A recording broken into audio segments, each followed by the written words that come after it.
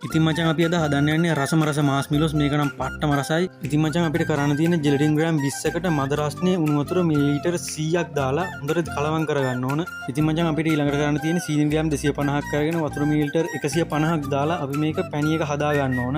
ඉතින් මචං අපි මේක උණු කරනකොට නිතරම මේක කලවම් කරන්න ඕන.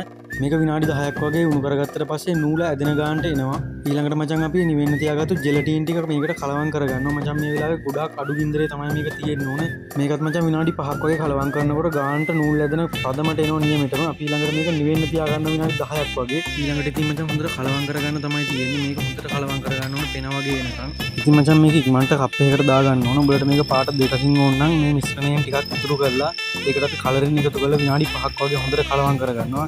ඊළඟට මචං ඕකත් ඉක්මනට අපි කප් එකකට දාගන්න ඕන. ඉතින් මචං අපි මේක පැයක් වගේ අයිනෙන් තියලා තියෙනවා හයි වෙන්න. ඉතින් මචං අපි මේ මාස්මිලෝස් කෑලි ටික හොඳට ඇලෙන්නේ නැති වෙන්න තමයි කපා ගන්න ඕන. ඒකට මම සීනි හොඳට බ්ලෙන්ඩ් කරලා ගත්තා. ඉතින් මචං ඔය සීනි පිටි අපි පිහියෙත් ගා ගන්න ඕන. නැත්නම් මචං පිහියේ ඇලෙනවා.